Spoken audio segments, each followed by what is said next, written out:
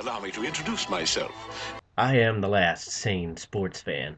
I am a genius by trade. I just knew too much. Does that make me crazy? Does that make me crazy? Does that make me crazy? Possibly.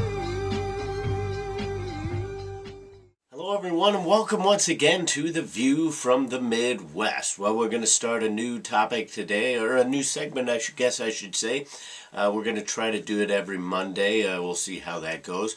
Kind of reviewing how the Midwestern NFL teams did over the weekend. And obviously, you still have Monday Night Football, but you kind of have to pick a day, and Monday seems like a better day to review the Sunday action than Tuesday does to review 2 days of action.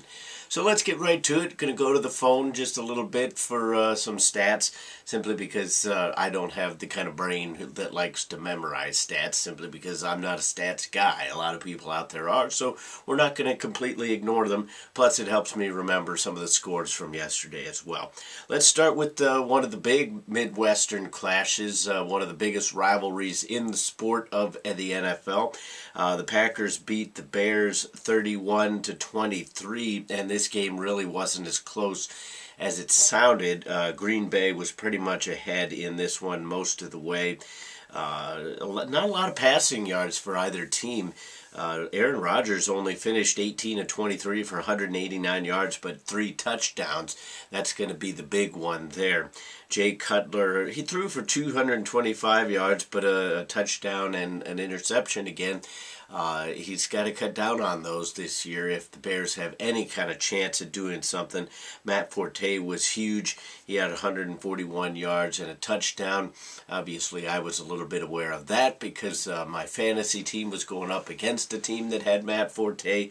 As of right now, his performance has not put them over the top with me. I've had enough performances that kept me in the game, but still a good performance from him. Leading receivers were not very high. 59 yards for Adams for Green Bay and 78 yards for Alshon Jeffrey with the Bears. So again, the Bears, I just don't know what you're going to get with them. They're under a new coach in John Fox this year. They've obviously done a decent enough job. I mean, this is game one. You can't destroy or make a season in game one.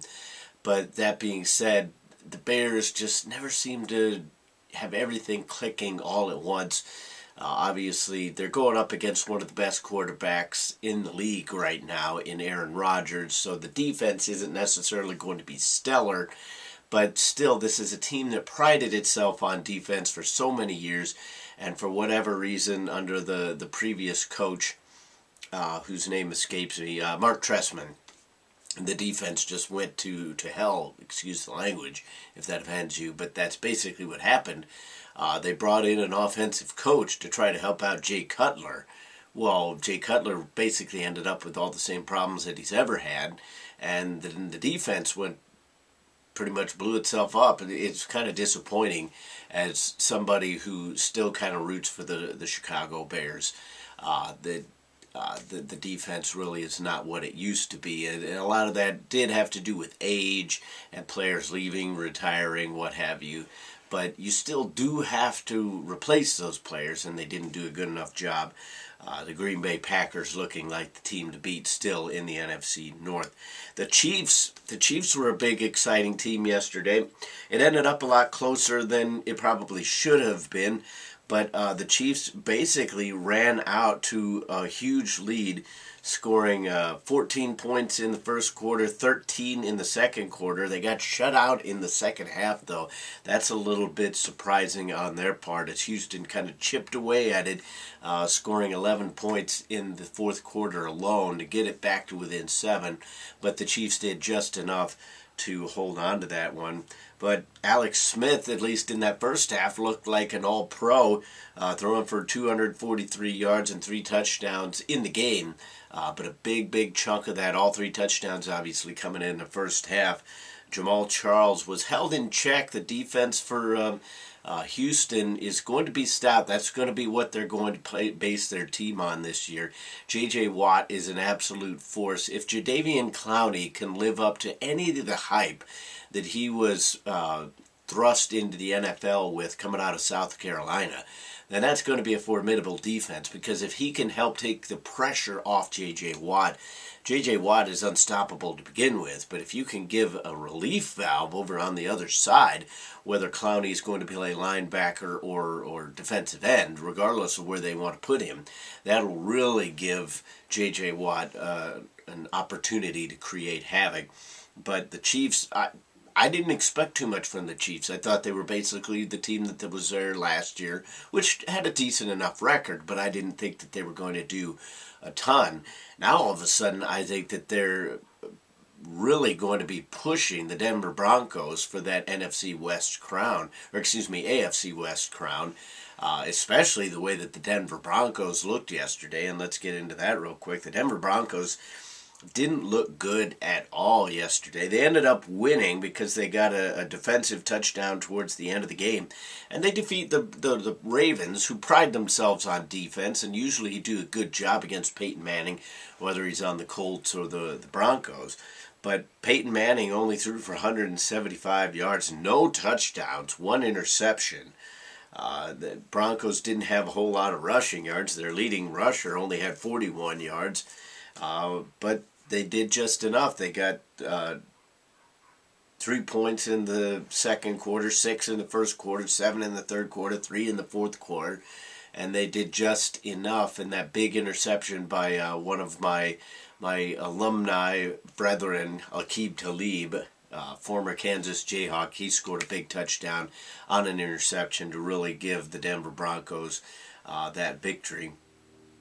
But it's going to be an interesting year for them, because if this is going to be the offense that they're going to have, that it's a little bit stagnant right now, then they're going to be in trouble. The Chiefs are going to push them every inch of the way, and we're going to give a good barometer of how that matchup is going to go, because I do believe they're playing those two teams are playing on Thursday Night Football coming up really soon. Quickly running down some of the other Midwest scores. The Colts lost 27-14 to the Bills. I was really surprised at that score, because I thought Andrew Luck was really going to come in, roll in. A lot of people were picking him for MVP. Not saying that can't happen still throughout the rest of the year, but he did absolutely nothing in this game. And a lot of this boils down to the Colts as a whole. It wasn't like Andrew Luck lost them the game. I mean, he did throw for 2 touchdowns and 243 yards. But the rushing game still is not there. Frank Gore only 31 yards. That's not going to cut it if the Colts are going to try to do anything this year. Some other Midwestern teams to look at before we get into the main local one. The Saints dropped a game to the Cardinals 31-19. This game was really close for the first half, and then Arizona just kind of picked it up and took things over in the second half, mainly the fourth quarter, which they outscored New Orleans 14-6. The NFC South just looks really, really bad right now. I think it's going to be another season, like last year, basically, where whoever is the least worst, and I know that's bad grammar, but whoever is not the worst is going to go to the playoffs out of that division. Lions, again, they dropped 133-28 to the Chargers. I mean, the Lions, you never know what to expect. They always try so hard. They've got enough talent to where you'd think they could eventually put it together, but I think they're going to be kind of like the Houston Texans of the prior decade, to where they were always going to be so close but never really putting it all together. They seem to be like that right now. They're obviously still got a decent offense, but they've lost too many defensive pieces. And I know that the Chargers have a decent offense. Obviously, Phillip Rivers, I almost wonder if I should have started him with fantasy. He had 404 yards and 2 touchdowns. Tony Romo didn't have a bad day. We'll talk about that, though, and he's my fantasy quarterback. But again, the Lions, I just think they've lost too much on the defensive side to really make an impact. And speaking of the aforementioned Cowboys, a hugely exciting game, 27-26 as they beat the Giants. Tony Romo throws for 3 touchdowns, 356 yards. So I think the touchdowns probably give me the edge there in keeping Romo as my starter. But the Cowboys looking to make a push this year. It's going to be a little bit difficult. The East is always difficult, whether it's good, whether it's bad, whether it's terrible, whether it's awesome. It seems like there's always 2 or 3 teams out of the 4 teams in that division that always manage to make it close. Right now, the running game is still a little bit suspect, I think, after you lose DeMarco Murray, but Randall seemed to step up a little bit for game 1, obviously with the game going the way that it was. Romo was very pass happy, but Randall ended up with 65 yards there. The big game, obviously, in the Midwest, especially from my point of view, but really just overall in terms of how it turned out. The St. Louis Rams knock off the NFC champion Seattle Seahawks 34-31 in overtime, and it was just an absolute great game. Obviously, any game is going to have a lot of mistakes, especially game 1 of the season. There were a lot of penalties, a lot of bonehead things that the St. Louis Rams are still doing that if they want to be a contender in this league, they've got to get cleared up. But the one thing I do want St. Louis Rams fans to temper themselves with is all of a sudden you win one game against the defending champions from the NFC, and all of a sudden people are saying, yeah, well, we got a shot to win the division. Let's calm it down. I'm not saying that they can't, because obviously I think the talent is finally coming together. The defense looks good, but they've always said that they've had one of the best defensive lines in football, if not one of the best front sevens in football. And Aaron Donald is really coming into his own. He made the game-winning tackle yesterday. He was a force in the backfield, always getting after the quarterback, busting through that line, really kind of making things uncomfortable for Russell Wilson and Marshawn Lynch. He tackled him there on 4th and 2 with time winding down in overtime. And it was obviously a great play and a great day for the St. Louis Rams. Offensively, the Rams did just enough. Nick Foles throws 297 with 1 touchdown. Benny Cunningham, only 45 yards. He was the leading rusher. The Rams still kind of going by committee as Trey Mason was hurt and Todd Gurley is still not in the lineup. Jared Cook led all receivers for the Rams with 85 yards. St. Louis still, as good as their defense was, they had an 11-point lead, and then they let Seattle score 18 points straight with no interruption there. That just can't happen if the St. Louis Rams really want to be a contender in this league. Now, you're going up against an excellent team, one of the teams that people are still picking in the NFC. So you have to give the St. Louis Rams a ton of credit, and they deserve all the credit in the world. But there are still things that you could individually nitpick about, and obviously going forward that will probably happen. But right now, I think St. Louis Rams fans, especially opening up the season in the Dome, potentially the last game, the last home opener that they will ever see here in St. Louis. I don't think it will be, but it could be. And that, unfortunately, for fans is worrying. And it was still a great game. The Dome wasn't full, but still a good crowd, 50+ thousand in the Dome, making it difficult for the Seattle fans. And the one thing that I did like that I was very respectful of was the coaching staff and the players were very respectful of fans that did show up. They weren't like, oh, well, it was kind of disappointing to see the Dome not full and blah, blah, blah.